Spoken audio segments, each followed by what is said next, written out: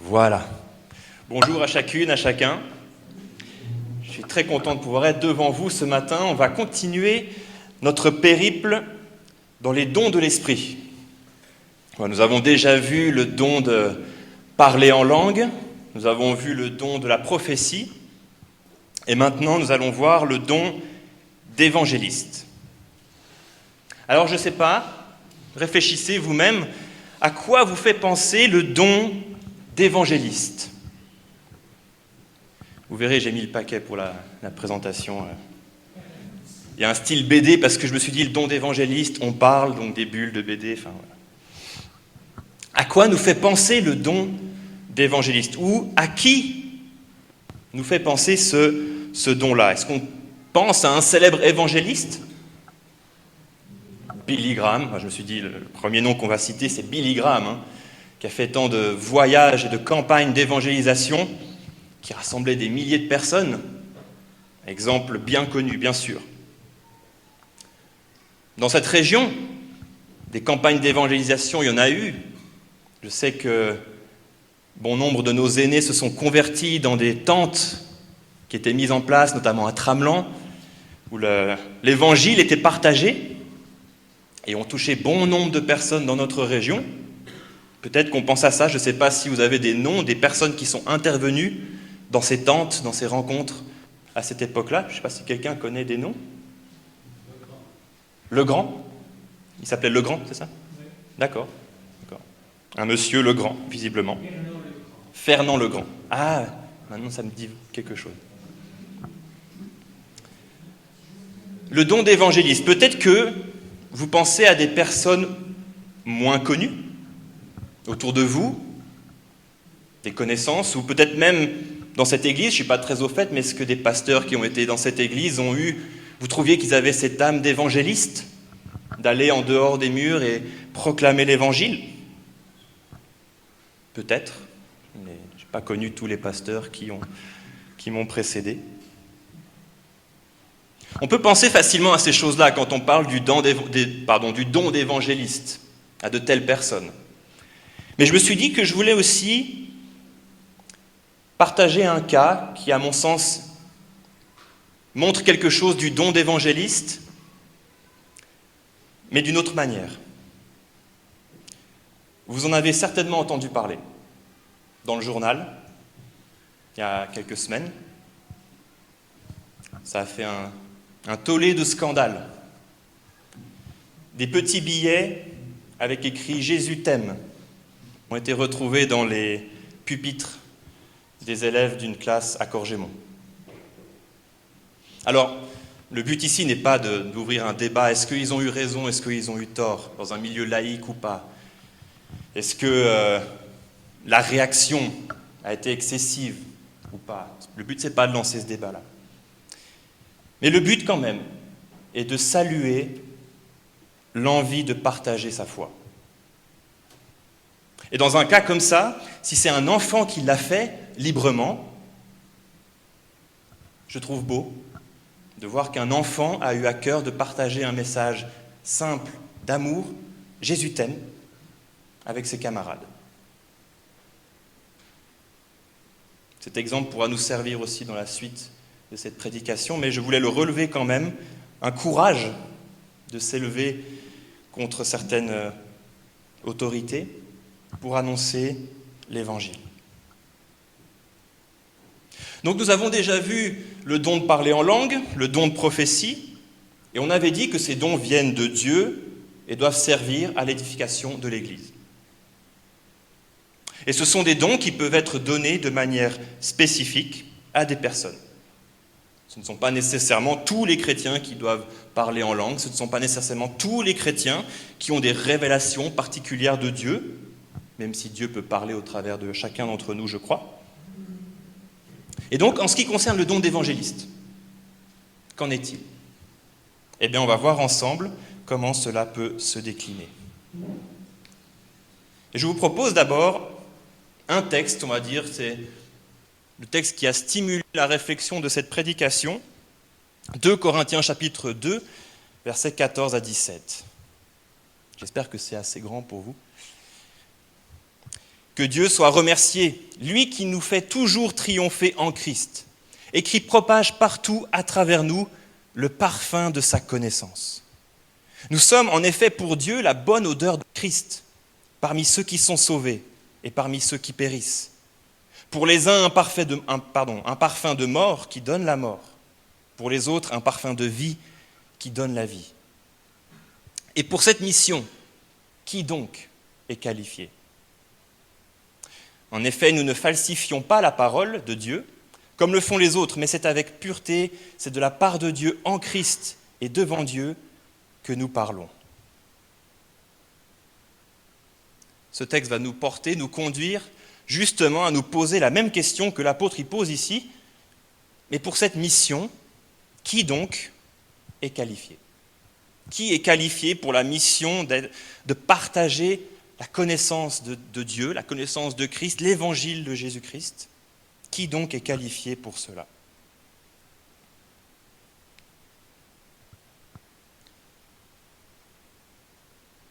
Je voulais d'abord faire une première partie sur ce sujet-là. Tous témoins. Il ne faut pas que vous me compreniez mal. Il y a un don d'évangéliste qui est donné de manière spécifique à des personnes dans l'Église. Mais je me sens obligé de faire une première partie sur ce sujet-là, tous témoins, parce que je ne voudrais pas qu'on se serve de ce que je vais dire à propos du don d'évangéliste pour dire « Ah, c'est un don de l'esprit que je n'ai pas, donc je n'ai pas à partager l'évangile, ce n'est pas pour moi, c'est pour d'autres, et moi je fais ma part de mon côté. » Je ne voudrais pas qu'on se serve de ça comme pour justifier le fait de ne pas partager sa foi autour de soi. Parce que le don d'évangéliste a des contours différents de ce que chaque chrétien peut et doit faire. Et en fait, cela revient à se poser la question, si on est tous témoins, à se poser la question finalement, mais c'est quoi être chrétien ? Ou plutôt, qu'est-ce que les chrétiens doivent apporter dans ce monde ? Quelle est la raison d'être de l'Église ? Pourquoi est-ce que je suis encore sur terre alors que je me suis converti à l'âge de 17 ans ? Dieu aurait pu m'enlever tout de suite si je ne sers à rien sur cette terre. Dieu m'enlève tout de suite, je suis auprès de lui et c'est fini. Pourquoi a-t-il voulu que je reste ici encore ? Parce que j'ai un rôle à jouer en tant que chrétien. Alors au travers de différents textes, j'en ai sélectionné 3 ou 4, je vous propose que l'on voit en tout cas que le rôle de chaque chrétien est d'être un témoin.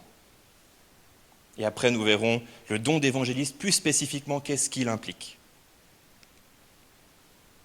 Et tout d'abord, voilà 2 textes que je me suis dit, je suis obligé de les mettre, puisque c'est le mandat que Jésus-Christ a laissé à ses disciples. Matthieu 28, versets 19 et 20. « Allez, faites de toutes les nations des disciples, baptisez-les au nom du Père, du Fils et du Saint-Esprit, et enseignez-leur à mettre en pratique tout ce que je vous ai prescrit.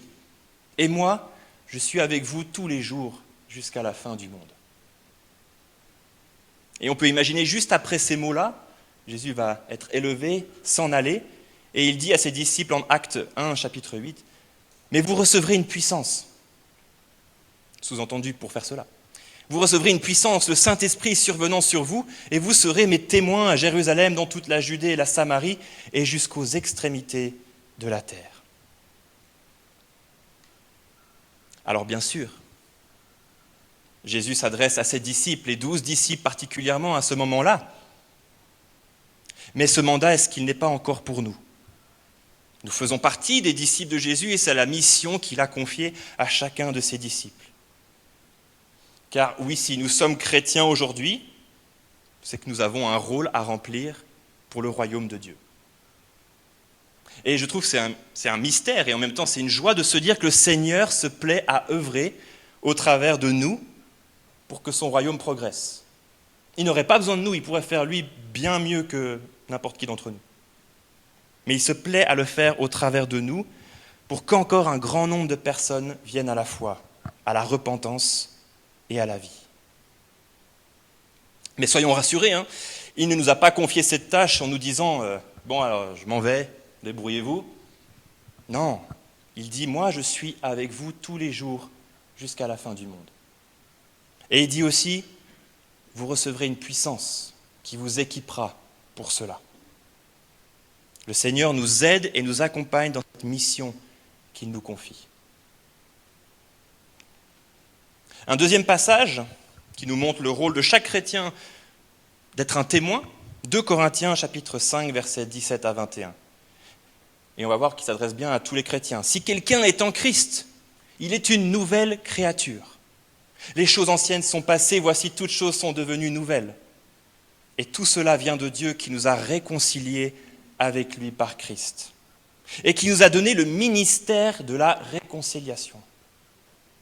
Car Dieu était en Christ, réconcilions le monde avec lui-même, en n'imputant point aux hommes leurs offenses.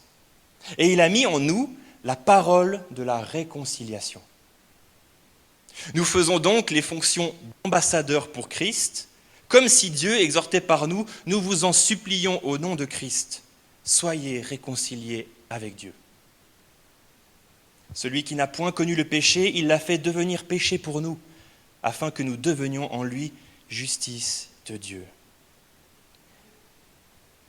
Ce passage s'adresse à tous ceux qui croient, à tous ceux qui sont en Christ renouvelés. Et nous avons un message à transmettre. En tant qu'ambassadeurs, c'est-à-dire représentants de Christ sur terre. Et c'est un message de réconciliation. C'est répété plein de fois dans ce passage, dans ces 4 versets. Un message de réconciliation. L'apôtre l'appelle même le ministère de la réconciliation.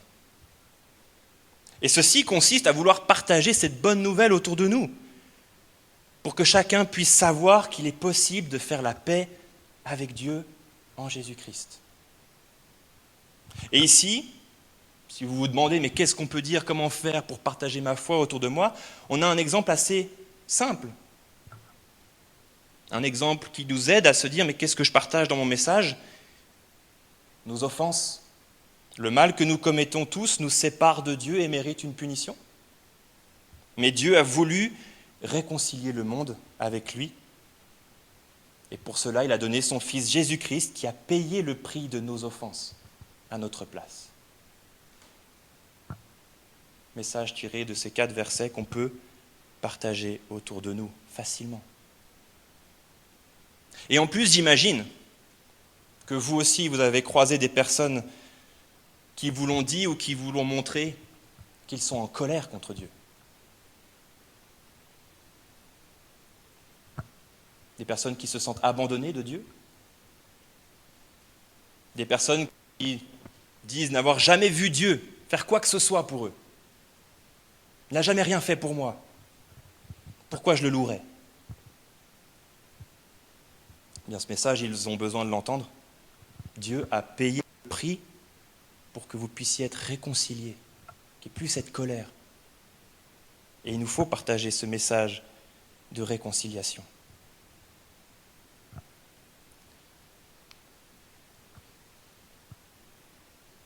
Et encore un dernier passage. Nous sommes tous des témoins. Matthieu chapitre 5, versets 13 à 16. Vous êtes le sel de la terre. Mais si le sel perd sa saveur, avec quoi la lui rendra-t-on ? Il ne sert plus qu'à être jeté dehors et foulé aux pieds par les hommes. Vous êtes la lumière du monde. Une ville située sur une montagne ne peut être cachée. Et on n'allume pas une lampe pour la mettre sous le boisseau, mais on la met sur le chandelier et elle éclaire tous ceux qui sont dans la maison. Que votre lumière luise ainsi devant les hommes afin qu'ils voient vos bonnes œuvres et qu'ils glorifient votre Père qui est dans les cieux. Nous sommes ce qui doit donner de la saveur à ce monde. Et c'est intéressant que Jésus ici ne dise pas, mais soyez le sel.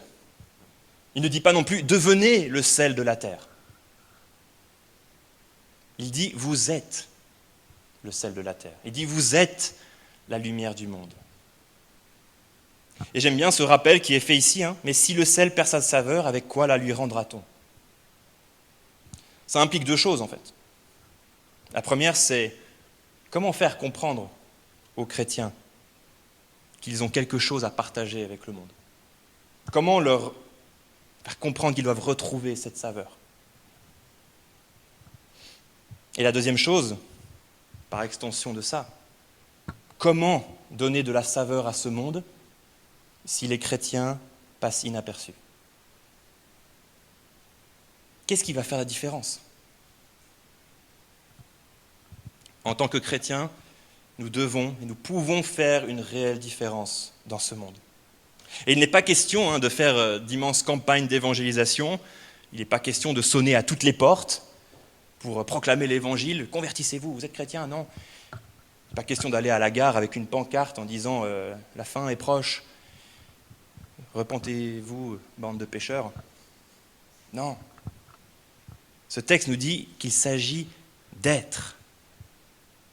Si nous sommes le sel de la terre, soyons ce que nous sommes. Si nous sommes la lumière, soyons des lumières. Et alors, il pourra en découler des bonnes œuvres que les autres verront, qui leur serviront de témoignage. Comment on peut faire ça? De la même manière qu'à côté, vous voyez, j'ai mis une salière, avec des petits personnages autour. Si notre plat devant nous manque de sel, on ne met pas la salière à côté en se disant c'est bon, elle est à côté, donc ça va saler le plat. Non, on prend la salière et puis on verse le sel dessus. De la même manière, il faut que ce que nous sommes, l'espérance qui est en nous, elle soit déversée vers l'extérieur.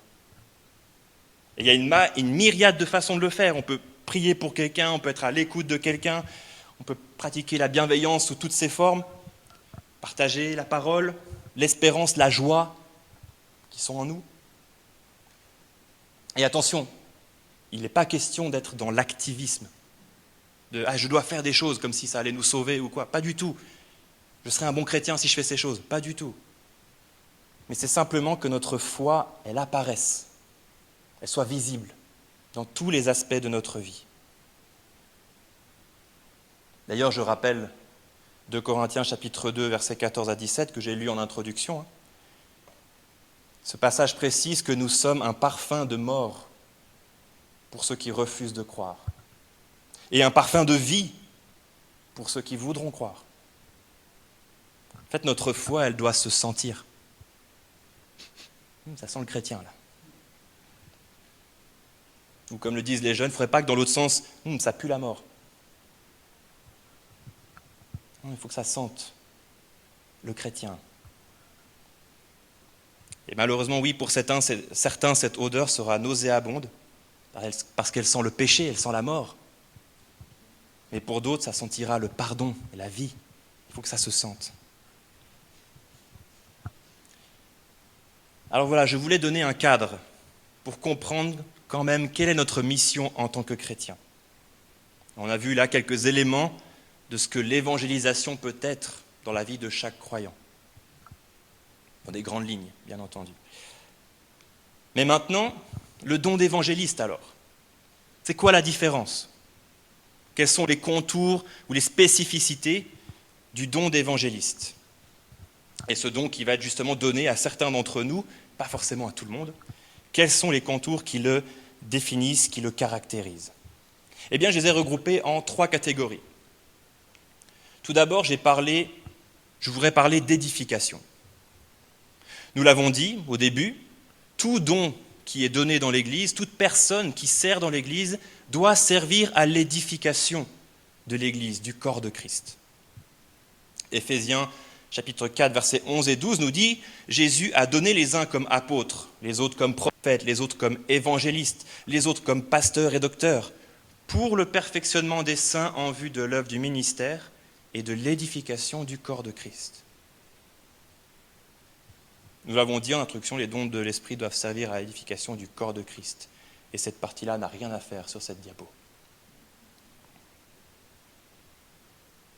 Ça doit servir à l'édification.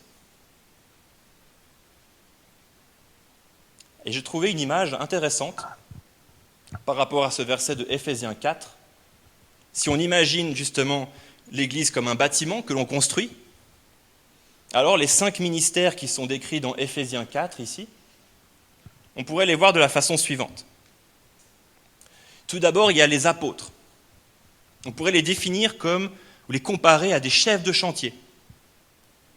En fait, ce rôle-là correspond globalement à ceux qui posent les fondations, qui organisent les travaux et qui envoient les ouvriers bâtir, à la roue s'étendre. Le rôle des apôtres. Ensuite, il y a le rôle des prophètes. Eux, on pourrait dire, c'est un peu comme les architectes, qui seraient visionnaires. Ils conçoivent la structure du temple selon la révélation qu'ils ont et ils avertissent des dangers qui pourraient venir selon ce que Dieu peut leur transmettre. Ensuite, il y a les pasteurs. Entre guillemets, ça pourrait être les chefs d'équipe. C'est ceux qui veillent sur les ouvriers, qui s'assurent de leur bien-être, les encouragent, leur croissance. Les pasteurs. Il y a les docteurs. Je dis que ça pourrait être un peu les ingénieurs. Eux, en gros, ils expliquent mais comment on utilise les outils, comment on bâtit selon les plans qu'on a pu avoir avant. Et ils disent comment bien le faire. Et enfin, il y a les évangélistes. Eux, c'est les messagers. Et en fait, eux, leur tâche dans cette édification de l'Église, c'est de recruter de nouveaux ouvriers ou d'aller dire aux habitants d'à côté, hey, regardez ce qui se construit, venez faire partie de cette construction. Venez voir. Et il nous faut tous ces ministères. C'est ensemble que ces ministères fonctionnent pour construire de manière solide, harmonieuse, le temple de Dieu, l'Église, le corps de Christ. Et dans l'édification de l'Église, chaque ministère a un rôle précis. Celui de l'évangéliste, c'est de recruter de nouveaux ouvriers et d'attirer les habitants dans ce temple. Et j'aime bien cette image. L'évangéliste, celui qui sort, qui va en dehors des murs de l'Église et qui veut ramener des gens vers ce temple. Alors on est d'accord que ça peut recouper avec notre mission à tous. Mais l'évangéliste, lui, il a particulièrement à cœur d'aller chercher ceux du dehors. Il a à cœur d'inviter, d'attirer et de tout mettre en œuvre pour cela. En fait, c'est plus qu'un partage ou qu'un témoignage, même si ça peut être le point de départ. Il y a une envie de voir germer, grandir la parole semée dans les cœurs. C'est pour ça que bien souvent, les missionnaires, au près, au loin, ou les implanteurs d'églises, par exemple, ont bien souvent une âme d'évangéliste.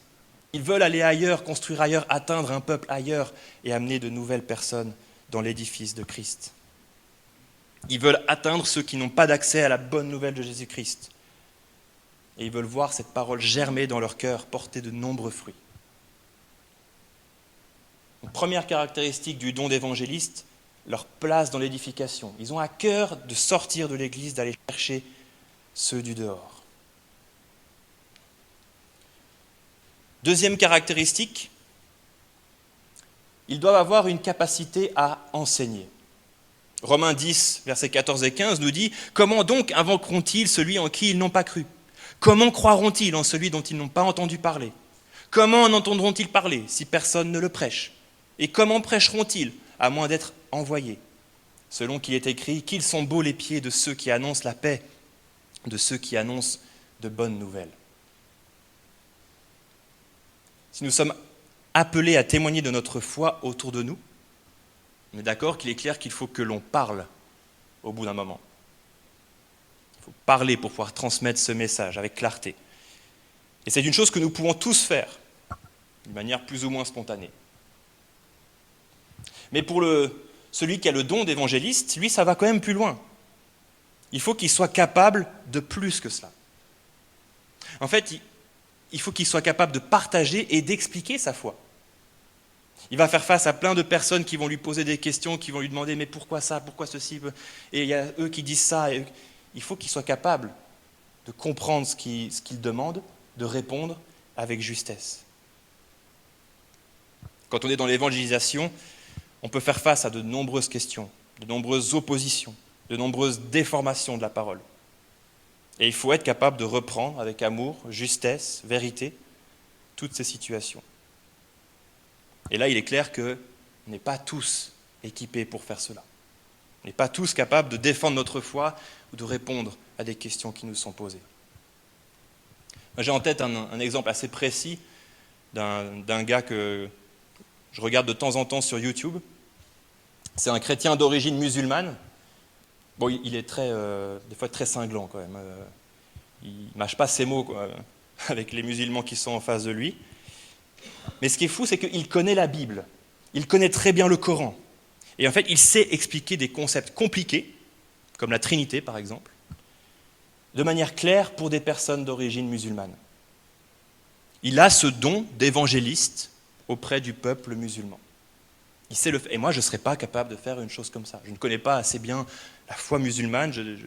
Expliquer ces concepts comme ça, c'est difficile. En tout cas, pour moi, par rapport à cette situation-là, ce serait compliqué. Et lui, il en est capable. À côté de ça, il y a ce deuxième passage que j'ai mis sur la slide, 1 Pierre 3, verset 15. « Mais sanctifiez dans vos cœurs Christ comme Seigneur, étant toujours prêt à vous défendre avec douceur et respect devant quiconque vous demande raison de l'espérance qui est en vous. » On est tous appelés à être capables de défendre l'espérance qui est en nous. Et je crois qu'il est normal qu'un chrétien soit capable d'affirmer sa foi, au moins de montrer et d'expliquer un peu son espérance en Christ. En fait, si la moindre question qui nous est posée nous met à terre, nous amène dans le doute, ou nous amène à reconsidérer notre foi, c'est peut-être qu'il faut qu'on approfondisse certaines choses. Mais l'évangéliste, lui, il va plus loin. Il veut se servir, c'est dans 2 Corinthiens chapitre 10 qui nous est dit cela, il y a une arme qui nous est donnée qui renverse tous les raisonnements et tous les ennemis à la connaissance de Dieu. Eh bien, le don d'évangéliste, celui qui a le don d'évangéliste est capable de se servir de cette arme avec efficacité pour renverser les raisonnements et s'opposer à tout ce qui est contre la connaissance de Dieu.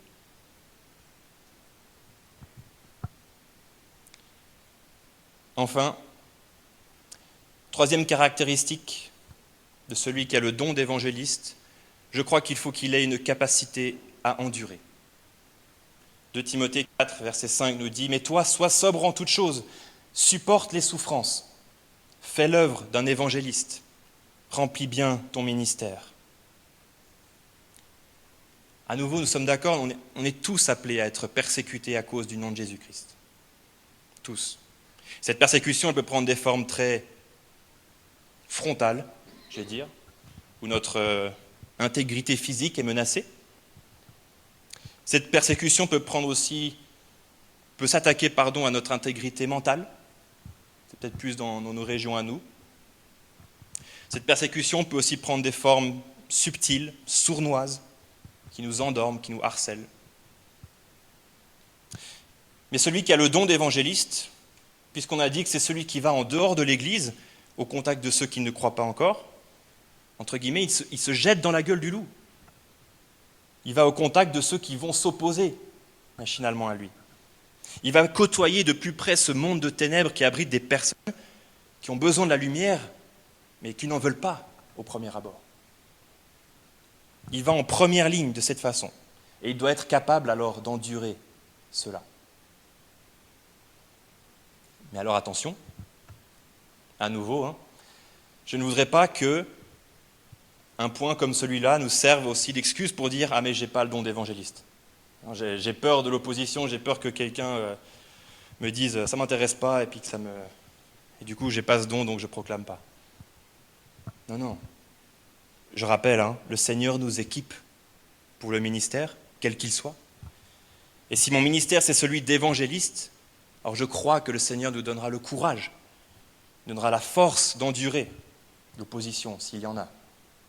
Il nous donnera les mots pour répondre, il nous donnera la sagesse pour savoir comment me comporter avec chacun. Et justement, j'ajoute aussi à cette capacité à endurer qu'il faut aussi que celui qui a le don d'évangéliste ait la sagesse pour savoir quels combats doivent être menés et sur quel terrain. L'évangéliste doit avoir une vision assez nette des enjeux de la société pour savoir où est-ce qu'il doit mettre ses forces et là où ce n'est pas nécessaire. Parce que tous les combats ne sont pas bons, tous les combats ne sont pas fructueux, tous les combats ne méritent pas d'être menés. Et il faut de la sagesse pour savoir discerner dans tout cela. Et on peut même aller encore plus loin. Vous savez, il y a cette parole des apôtres qu'ils ont dit devant les responsables religieux au tout début de l'Église primitive. Les responsables leur disent « On vous interdit de parler de Jésus, on vous interdit de proclamer ce nom. » sinon on s'en prend à vous. Et les disciples ont répondu, il faut obéir à Dieu plutôt qu'aux hommes. Cette parole est vraie, hein ? Cette parole est profondément vraie. Obéir à Dieu prime toujours sur tout le reste.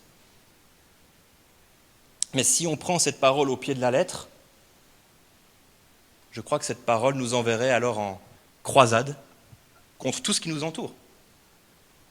On va s'en prendre à nos autorités, parce que forcément elles vont faire des choses qui sont contre la foi chrétienne. Donc on va en combat contre eux tout le temps. On va être contre nos systèmes de fonctionnement. On est dans des systèmes plutôt capitalistes, l'argent, gagner de l'argent, etc. On va dire, non, mais je me bats contre tous ces systèmes parce que Dieu nous dit ne servez pas Dieu et Mammon, donc la richesse d'un côté, Dieu d'un autre côté. Il faut que je me batte contre ça. Si je prends cette parole encore de manière littérale, je vais m'en prendre à peut-être mes engagements. Si dans certains aspects, certains passages, la Bible nous encourage au dépouillement, alors j'arrête plein de choses. Il faut que j'arrête ceci, cela, le sport, ces engagements-là, je dois être dans une vie de prière constante.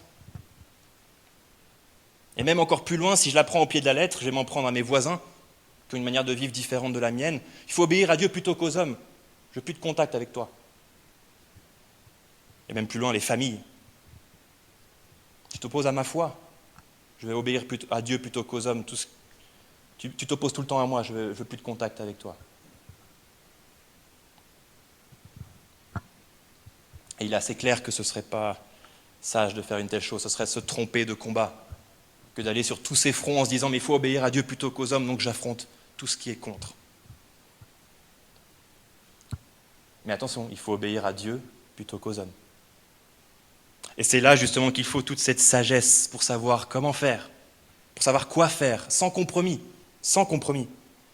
quand on veut faire le travail d'un évangéliste autour de nous. Alors je crois que, oui, l'évangéliste doit être capable d'endurer et avoir cette sagesse pour savoir les combats qu'il faut mener, peut-être pour éviter certaines oppositions qui seraient inutiles, peut-être.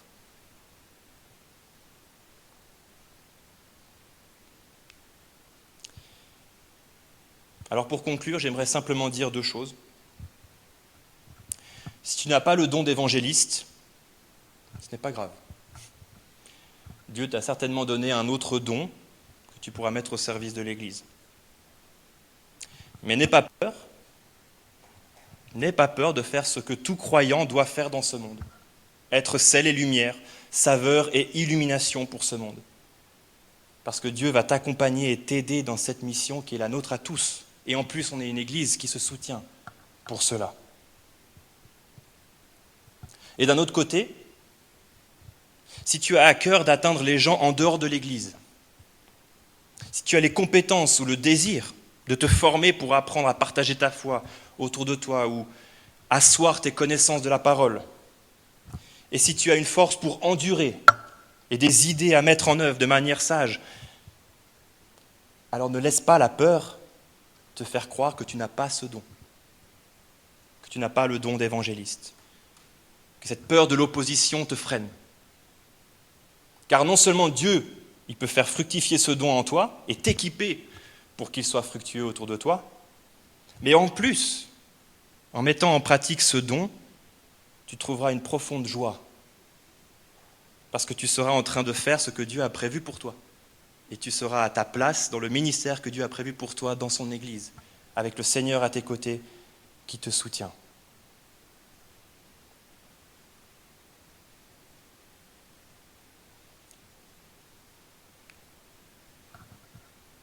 Je vous laisse regarder un peu cette image. Oui, il y a des fautes d'orthographe. Il manque des lettres et des trucs, on ne comprend pas ce qui est écrit. En fait, j'ai demandé à une IA, je lui ai posé la question, mais fais-moi une image qui montre ce que devrait être la vie chrétienne normale. Selon la Bible, j'ai rajouté quand même, selon la Bible. Et il m'a sorti cette image. Donc il y a des choses qu'on semble comprendre, hein, de praying together, donc prier ensemble avec la Bible, aider ceux qui sont nécessiteux. Il y a un truc en bas, c'est écrit Shopping Meals. Je pense peut-être sharing, mais enfin, partager des repas, etc. Bapping believes, à droite, là, j'ai aucune idée de ce que ça peut vouloir dire. Ah, ok. Ouais. Puis believes, bon, bah, voilà. J'ai demandé ça à une IA. En fait, à la base, je lui ai dit, bon, je voulais qu'il me donne cette image pour que ça résume bien tout ce que je viens de vous dire, et puis qu'on voit une belle image avec ceux qui sont dans l'église, ceux qui sortent, ceux qui ramènent des personnes, etc. Et puis ça serait beau. Et j'ai pas réussi. J'en ai fait des descriptions en disant non, mais rajoute ça, enlève ça, je veux pas de mots. Il n'a pas réussi à faire ce que je voulais. Et en fait, je me suis dit, du coup, je vais utiliser cette image dans un autre sens. C'est qu'il ne faut pas croire que dans l'avenir, l'IA va nous aider. Non, à faire ce que tout chrétien doit faire, à vivre une vie chrétienne normale, ce n'est pas une IA qui va le faire pour nous. Elle galère déjà sur une image. Donc, à faire vraiment ce qu'on est appelé à faire, elle ne le fera pas. Mais c'est à nous de le faire. Ce sera toujours à nous de mener cette vie chrétienne normale, où on a de la saveur, où certains sont évangélistes et veulent amener des nouveaux ouvriers dans la demeure de Christ. Alors ma prière pour terminer, c'est que nous embrassions tous notre mission en tant que chrétiens dans ce monde, qu'on soit tous conscients de ça et qu'on s'y mette. Et aussi que les évangélistes de notre Église, ils se lèvent et invitent les habitants de notre vallée, notre village, à venir dans l'édifice que le Seigneur construit, l'Église. Et pas juste notre Église locale, bâtiment, mais le corps de Christ, la famille de Christ. Alors que le Seigneur vous bénisse et qu'on embrasse tous notre rôle de témoin et que les évangélistes se lèvent dans notre Église. Amen.